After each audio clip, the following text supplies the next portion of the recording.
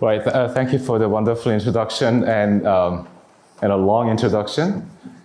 So in the remaining few minutes, I'll tell you about CRISPR and light-end DNA repair. Actually, the third topic today is actually not directly related to the title, but I chose to add this part because it was done by my former grad student who did his undergrad at KAIST several years ago. So about a dozen years ago, Time magazine had this cover image of this famous movie star. And she was on the cover because that year she chose to go through a highly invasive surgery to remove tissue from her organ because she had a mutation in breast cancer susceptibility gene, BRCA1. And the kind of mutation she had would mean that the chance of getting cancer in breast or ovarian was better than 50%. And that's why she chose to go through the surgery. And but what if you can just fix the mutation, right? That would be much better. But in 2012, that was still a pipe dream. But now it's becoming a reality because of the technology known as genome editing. So CRISPR is a new technology platform for genome editing. And as many of you are aware, the discovery was honored by the Nobel Prize in Chemistry in 2020 that we all celebrated together. But once there is a prize in the field, then you cannot call it new anymore, in my opinion. But you can still call it a young technology that can still be improved in terms of efficacy and versatility and safety. CRISPR-Cas9 is a pair of molecular scissors for genome editing that can use to cut a DNA at a location of interest by using the guide RNA as a method to target a particular DNA sequence in the genomic DNA. Once you cut the DNA, making two cuts to create a double-stranded DNA break, then cells can repair this either using a password that will inactivate the gene by making mutations, or by using a more faithful method, if you have a template, to edit the genome precisely. But one limitation of the method is that this pair of scissors is asynchronous, meaning that you don't actually know exactly when DNA cleavage occurs, and you didn't know how to control the timing of a cleavage. The window of uncertainty was typically an hour or longer. So our goal was to control CRISPR activity at microns and length scale and seconds time scale. And this was done by a team of scientists in the lab. Yang Liu was a postdoc, and Raja Zhou was an MD PhD student. And there was a close collaboration with my colleague Bin Wu, who is an expert in single molecule live cell imaging. So we got to call this technology very fast CRISPR because we thought achieving DNA cleavage synchronized in seconds is not fast enough to be called ultra fast. And second, because I wanted to publish a paper before retirement where the paper has the word very in the title. And we succeeded actually doing that, so we thank the reviewers and editors for letting it pass. So the concept here is the following. You let Cas9 to bind the DNA, but not cut it because of a blockade that prevents the close of the scissors. And then you shine light to remove the blockade. Then scissors will close, cutting the DNA very rapidly. This relies on the principle that we know. If you have Cas9 bringing the guide RNA to the target DNA, first recognize the PAM sequence, and then it'll use a binding energy to melt the seed region of the DNA to create a few base pairs of DNA bubble. And then it'll be base paired to the guide RNA. And if the base pairing is good, you can continue to expand the RNA-DNA hybrid until you go up to about 17 base above match between the PAM, between the guide RNA and the target DNA. And then Cas9 will undergo a conformational change to activate the nuclease domains to make 2 cuts, creating a DSB, double-stranded break, and then cell will take care of the rest to give you the outcome, hopefully, that you desire. But unlike 17 base pair of sequence match between the 2 strands of nucleic acids that are required for DNA cleavage, you don't need as many base pairs to have very stable binding of Cas9 to the target DNA. In fact, you only need about 10 base pairs of PAM proximal sequence match for stable binding. So we utilize this gap in sequence requirement to develop this technology. So we insert photocleavable caging groups known as MPAM to the PAM distal segments of the guide RNA so that you still allow stable binding, no cleavage because of the blockade. And then we shine light to remove the blockade. Then the process will complete, causing the DNA to be cleaved rapidly. So if you want, all of the Cas9 molecules are bound to the target DNA and waiting for your signal that you deliver using light. So you can synchronize the process.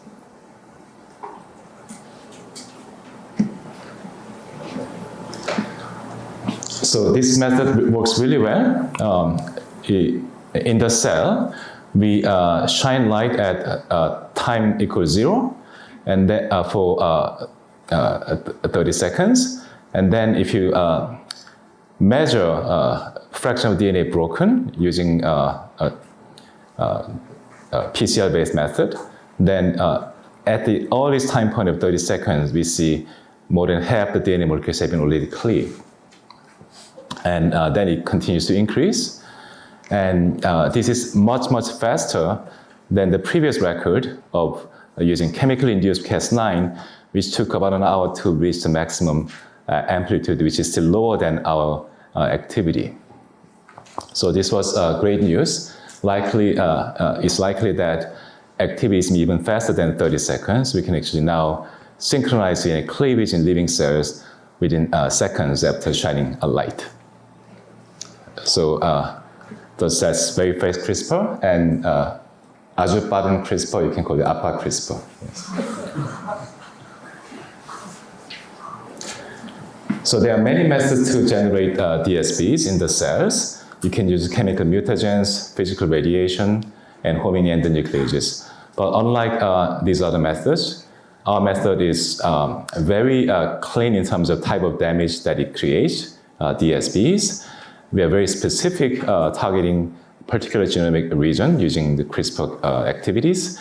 But you can also target very broad kinds of areas in the genome because we can just simply change the guide RNA to go after a region of interest.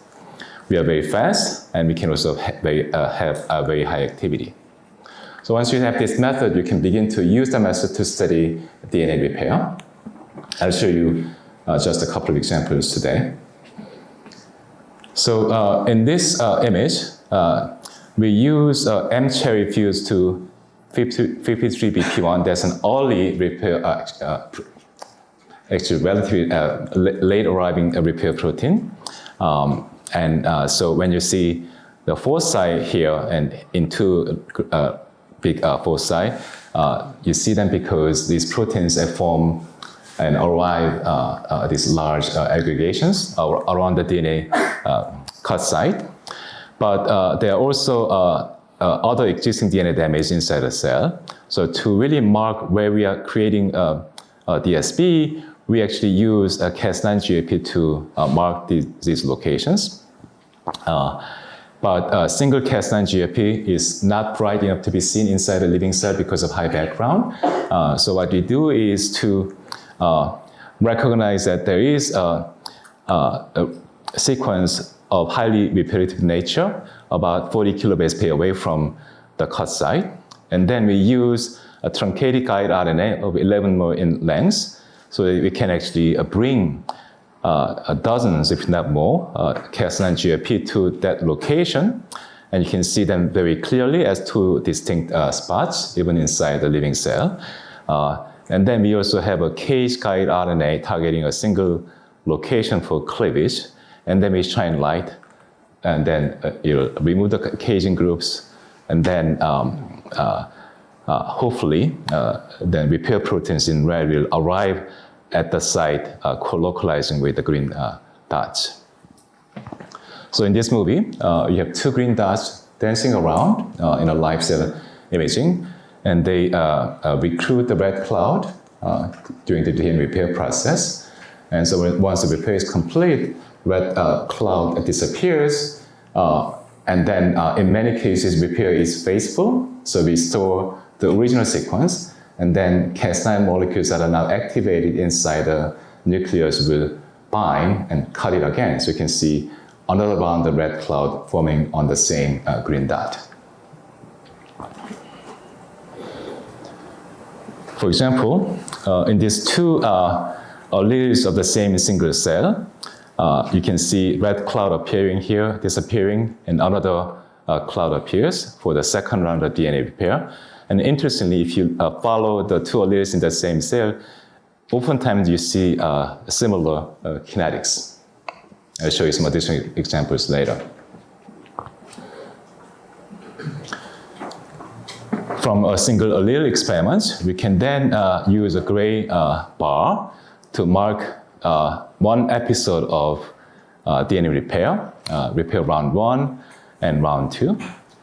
And you can do this for 60 single cells and show that the duration of the repair round 1 is highly heterogeneous, variable between single cells. In addition, you can also see that many of the cells show a second and third round of repair due to a faithful repair and subsequent recutting. Interestingly, if you measure the dwell times of the first round of repair from single alleles, that's generally much longer than the dwell times of subsequent rounds, suggesting that something happens during the repair of the first round that will make it easier to repair additional rounds of DNA damage.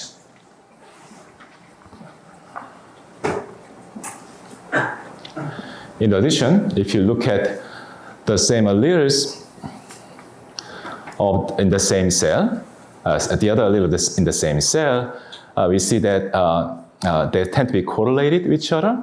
That is, if one allele shows longer duration of repair, then the other allele shows a similar duration, and vice versa, suggesting that the large variations we see between single cells is not due to some stochasticity between different alleles, it's due to real cell-to-cell variations, such as cell cycle variations or maybe different repair protein concentrations.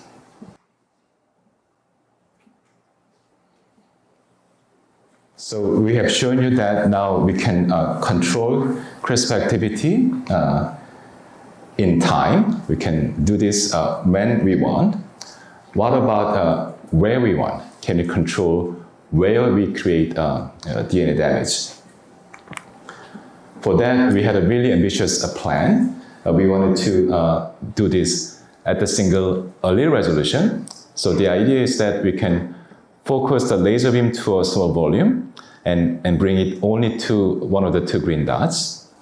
And if you succeed in activating Cas9 only on one of the two copies of the same gene, then only that green dot should recruit the red cloud.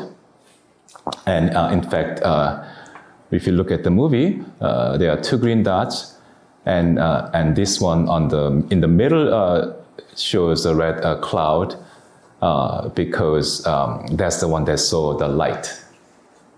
And here's another example. among the two green dots, only on the right side, dot on the right side shows a red cloud because, again, we sent the light only to that one green dot.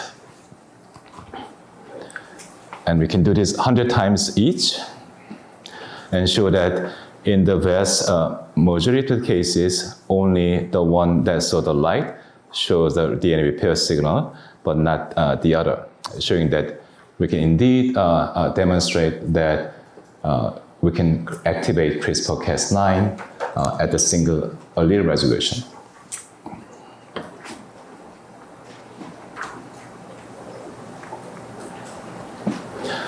And we can imagine many different applications. For example, we think that you can use this method to achieve high efficiency editing with zero off-target effects, because off-target effects of cutting in non-specific sites is usually higher when you have a high Cas9 concentration inside a cell. But if you activate Cas9 locally, only those that are bound to the DNA target or nearby, then you will have essentially no off-target effects. And this is something that we are testing right now. We can also potentially achieve single copy editing. And again, we can use this method to now study DNA repair at high time resolution. Let me move to the next topic.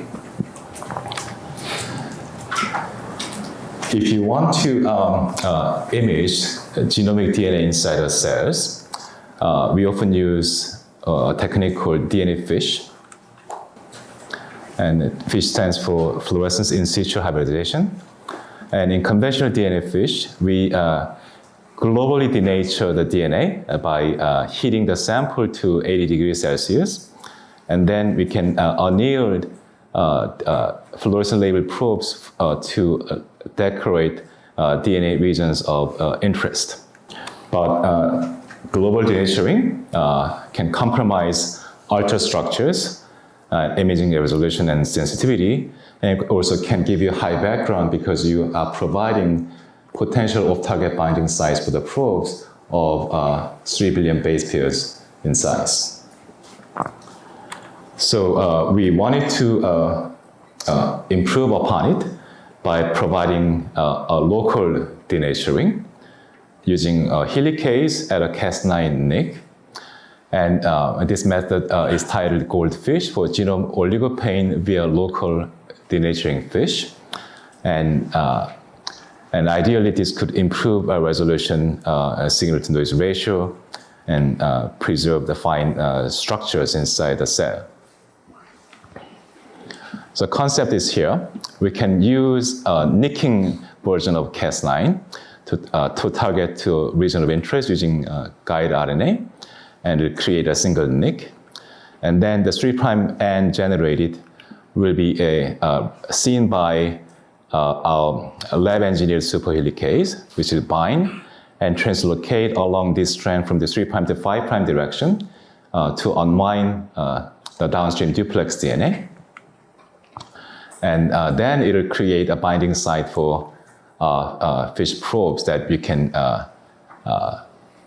bind and then detect by cellular imaging. Because we unwind only about 2,000 or 3,000 bases of downstream DNA, we reduce potential off-target sites by a factor million compared to 3 billion base pairs of genomic DNA. So we can potentially achieve higher signal-to-background ratio. In fact, that's what we showed. This Yambo Wang, former student who has done the work, and compared to Cas-FISH method that relies on Cas9 binding, our method can give you much lower background signal. And here we don't see as much background as you see in a more traditional method. And in fact, if you plot the signal to the background ratio of our method, we are better than competing methods by at least a factor of 10. Then the students became ambitious. They wanted to apply Goldfish to human tissue samples. So this is a frozen section of breast cancer tissue known as as a particular type that has amplification of the HER2 gene.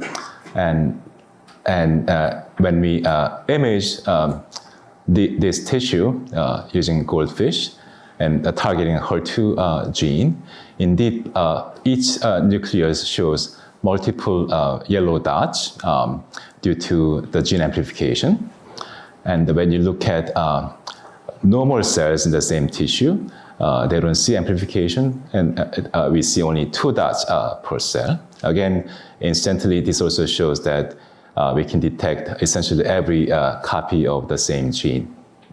And only the cells that show a HER2 amplification also show red immunofluorescence coming from HER2 gene products. So that was really nice. So we published a paper a few years ago. And then I asked my daughter to make a color illustration, a cover illustration for the magazine to consider. So she drew a goldfish and carrying a paintbrush to paint this beautiful tissue imaging data. But they didn't take the suggestion. They used this instead. And I'm highly biased, but I think this is better. So I complained on Twitter here, right? And anyway, and then I got 800 likes, so that's fine. Yeah. And then the students became even more ambitious. So Yang Boy and Taylor, they decided to actually test whether goldfish can detect single point mutations in cells. And the concept is the following. If you have a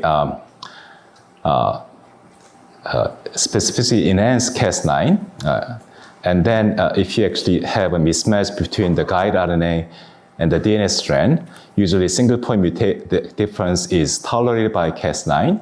So you will still cut the DNA and load the superhelicase, you get fish signal. But if the target DNA has a mutation, then there will be 2 mismatches between the target DNA and the guide RNA, and then DNA will not be cleaved, and there will be no goldfish signal.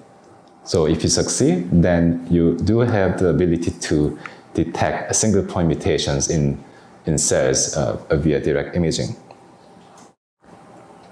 So we obtain patient-derived cells for Hutchinson-Gilford progeria syndrome, and this is caused by a single point mutation in a gene called lamin A, and even having a single mutant copy of the gene causes this disease.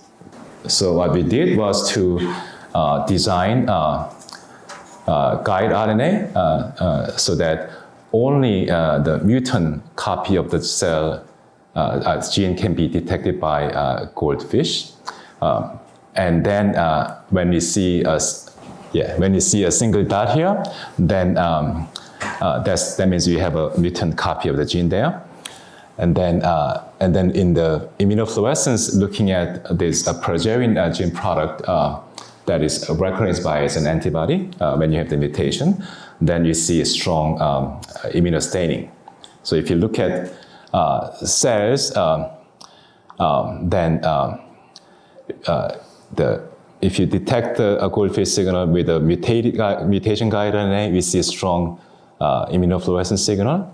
But if you use the guide RNA so that you detect only the wild type, you see these 2 dots here, then those cells do not show progerin immunostaining, and showing that yes, indeed, our method can detect differences between genes that differ at a single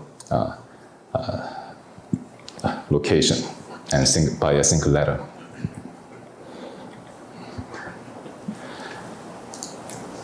And the last part I want to discuss today is a method that we call a condensed seq. And it has some relation to the topic because it's about our human nucleus and in the and the chromatin, where DNA repair would occur. And we know, based on many really important studies, how generally the chromosome is organized inside the nucleus. So you have DNA wrapped around histone core to form a nucleosome, and then many nucleosomes will assemble into some local structures known as clutches. Then you have contact between promoters and enhancers, and sometimes forming loops. And they are also organized into larger structures known as tags, eventually then into compartments, B and A compartments, and they generally correspond to heterochromatin, where gene is repressed, and euchromatin, where genes are expressed. So today I want to talk about the connection between single native nucleosomes and the compartments. The questions are the following. Do single nucleosomes know where to go? That is, do they contain biophysical information needed to direct them to A or B compartment, and also to organize at the gene level? Well, the nucleosome is an electrostatic monster. Despite the fact that histone core has a lot of arginines and lysines that are charged positively, because the DNA itself is highly negatively charged, as a net outcome, the nucleosome has 150 negative unit charges. So it's highly negative. And so nucleosomes by themselves would not actually interact with each other. But in the nucleus, which is more or less charge neutral, you have counter ions and other charged molecules that can screen the interactions and bridge the nucleosomes and DNA together, so they can sometimes condense with each other. So in fact, we know that polyamines can condense DNA or nucleosomes, and biological polyamines found inside a cell are shown here: putrescine, spermidine, and spermine. They have +2, 3, or +4 charges, and they can then bridge DNA and nucleosomes to actually allow them to get together and then condense or precipitate. So this project was inspired by our previous studies done by Jae-jung Yu and Ha-jin Kim many years ago at the University of Illinois. And using both all-atom molecular dynamics simulations on the left and single molecule FRET measurements, we have shown that interaction between double-chain DNA molecules mediated by spermine is actually stronger if the DNA has high AT content. And this was interesting because in the heterochromatin in our nucleus, DNA is rich in AT content. So that's interesting because polyamine-mediated stronger condensation of AT-rich DNA molecules may actually form a basis for forming heterochromatins, also known as a B compartment. But this was done for a couple of DNA sequences and for naked DNA. But inside the cell, we have the nucleosomes, right? So Sang-Wook Park, who was an undergrad here, and he obviously graduated from the photo, you can see.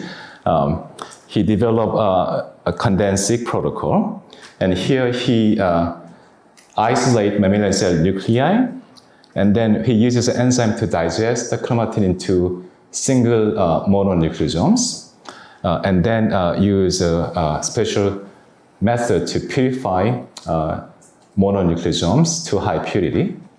And then he put the nucleosomes into a tube and then adds spermine to cause condensation. And some native nucleosomes will condense better than the others. And then, then what we do is to collect the nucleosomes that are staying in the supernatant, and then sequence the supernatant. And then we can also sequence the input. And then by looking at the ratio between the two, for each nucleosome position in the chromatin, we can then calculate how condensable is in each of these nucleosomes in the human cells. So that is exactly what we do. And here's an example of plotting condensability on the genome browser. And the condensability shown on the top show two major dips in gray, and they coincide in location with DNase 1 signal. There is a mark of highly exposed regions of the genome, and also they co-localize with what's known as CPG islands, marking a promoter here and enhancer. But you can also see that condensate profile has a different risk compared to the DNase 1 signal being much broader. If you plot the condensability across the entire chromosome 1 from the human embryonic stem cell, in blue, you see condensability goes up and down across the chromosome. And this is highly anti-correlated with the red curve that is representative of the RNA-seq data, gene expression. So there is a strong anti-correlation where you have high gene expression, condensability is low, and vice versa, which makes sense, right? Because we expect poorly expressed regions with genome more compact, right? More difficult to access. However, we measure the condensability not inside the cell, and we made it in a tube in the absence of any other factors. These are purely biophysical properties of the native nucleosomes. And so this is therefore surprising that single native nucleosomes actually know if they belong in the active versus inactive regions of the genome. So that was a surprise. We also see a nice correlation between condensability and gene expression at a more local scale. So if you look at the promoter regions of the genes shown here, we see reduced condensability at the promoter near the transcription start site, and that is stronger if you have a gene that is more strongly expressed. And this is also interesting and surprising because this means that single native nucleosomes somehow know if they are in highly expressed promoters or not, because we didn't measure, we didn't include any of the other factors in performing condensate experiment. This is purely biophysical manifestation. We can also see that there is a relation between condensability and AT content or histone acetylation, but the relation is not very strong. For example, AT content has a width that is much narrower, and then acetylation profile here does not have a similar rank order that we see from condensability. So we think that condensability is something that is actually really meaningful in terms of how you project the complex chromatin features onto a single axis, and it cannot be replaced by simple other property that you can measure in a traditional sense. You can also look at histone modification profiles of different regions of the genome and group them into different types of profiles and show that condensability is generally low for active promoters and enhancers, and is high for heterochromatin and quiescent parts of the genome. We also performed the same experiment for both embryonic stem cells on the bottom axis and a differentiated cell type on the vertical axis. For example, For embryonic stem cell markers shown as axis here, they tend to have higher gene expression in the stem cells, shown as the blue color, and they also have lower condensability in the stem cells. Again, which makes sense. And then if you look at this region that have higher expression in the differentiated cells, and they have lower condensability in the differentiated cells. So again, this makes sense, and it also shows that condensability, the promoters we measure, is cell type dependent. So it cannot be due to simple AT content differences between different promoters. And again, it's surprising to us because condensability of the promoters is a property of the nucleosomes themselves. Nothing else is it's in our experiment. We can also compare condensability in blue against the AB compartment score. And that score is a measure of how likely it is that region in the chromosome is in the A compartment.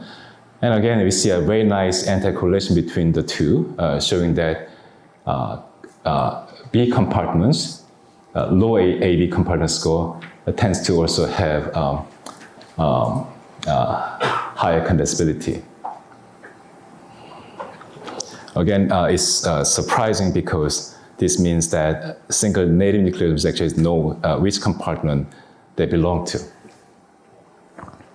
In fact, it gets even more impressive. So we collaborated with Bin Zhang at MIT Chemistry, and they performed polymer simulations using at the coarse grain level. And in their simulation, they only used condensability data as the only input. No other information is added to the simulation. And then from the simulation, you can predict the 3D genome structure kind of data, known as high-C experimental data. That's a prediction. And this is the experiment that is already available in the literature. And the correlation between the two is very strong, close to 90%. And this actually shows that essentially all of the information needed to distinguish A and B compartment in the cell is contained in single native nucleosomes. And nothing else is really needed. What are the genetic and epigenetic features of nucleosome condensation?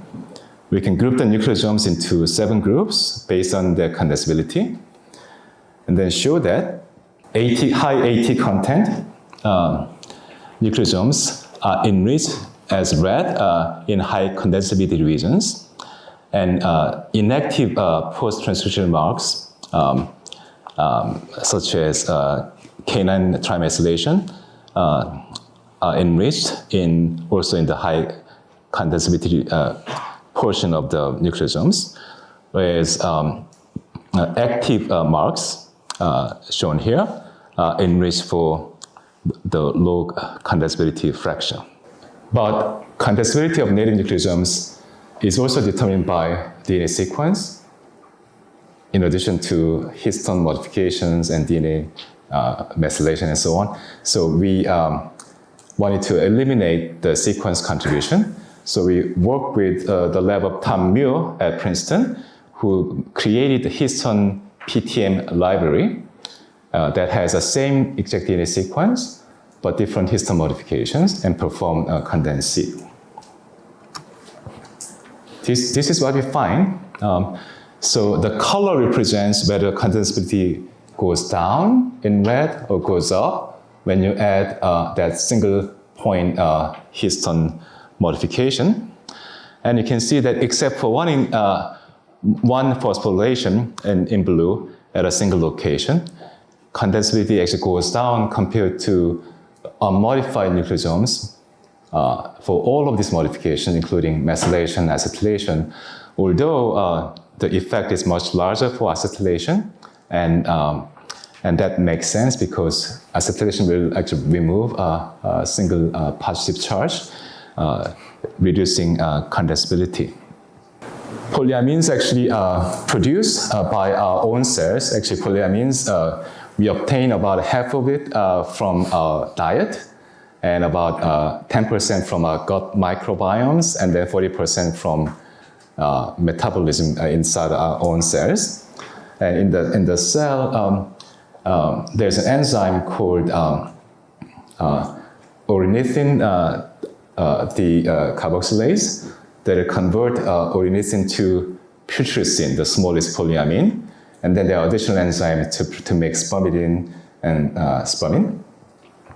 So the idea was to actually use a mouse that is not, ODC knockout, so that we can perturb polyamine biosynthesis and then deplete polyamines. You can also use a small molecule inhibitor to inhibit the enzyme in the wild-type mice. So we work with Erica Pierce's lab at Johns Hopkins University, and they already had ODC knockout mice. So we collected CD8 T cells from the wild-type mouse and the knockout mice. And then we also added the ODC inhibitor to the wild-type T cells. And then we performed condensed-seq.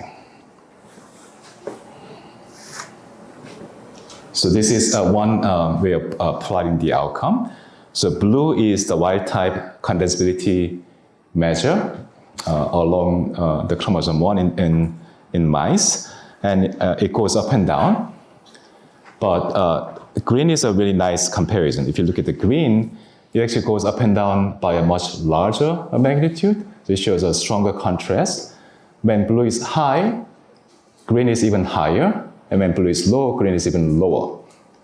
So, and we see something similar with the inhibitor. So upon polyamine depletion, T cells accentuate the condensability contrast. So the way I think about this is that when the cells cannot rely on polyamines to translate different biophysical properties into genome organization, then they actually somehow do things to increase the contrast to make things more extreme. You can hyperpolarize condensability. So here's another way of showing this as a cartoon. So chromatin is made of many, many nucleosomes, and some are more condensable than the others, meaning red versus blue. And then cell will use polyamines to mediate the attractions between more condensable regions to form a B compartment, and the rest will form A by getting excluded from the B compartment. Upon polyamine depletion, cell will resort to hyperpolarization by increasing condensability of condensable nucleosomes and vice versa, and pushing things to more extremes. So I don't know about Korea that much, but in the US, the politics is hyperpolarized. So when I first came to the US as a grad student 34 years ago, there were moderates in both Democratic and Republican parties.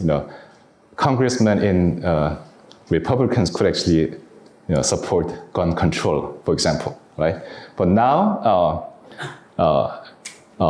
not true anymore. Left becomes more left, right becomes more right, shown in blue and red. And to be heard over the noise, you have to make even more extreme statements and in the current political landscape. And as you know, it causes dysfunction. And likewise, when you deplete polyamines from mouse T cells, then Erica Pierce's lab showed that T cells got confused. The helper T cells, they lose lineage fidelity. When they differentiate into different cell types, they cannot really maintain correct identity. All right, so this is the work that Sang-woo completed in the lab. And if you are interested in reading the paper, there's a preprint. And Niels Benning was a student who also helped Sang-woo on several different projects. And we really had really incredible team of collaborators at Bin Zhang who perform simulations. Erica Pierce with ODC knockout mice studies and T cells, and Tom Muir for histone library, and Ben Garcia for some of the proteomics work that we have done together. I think I'll stop here and thank you very much.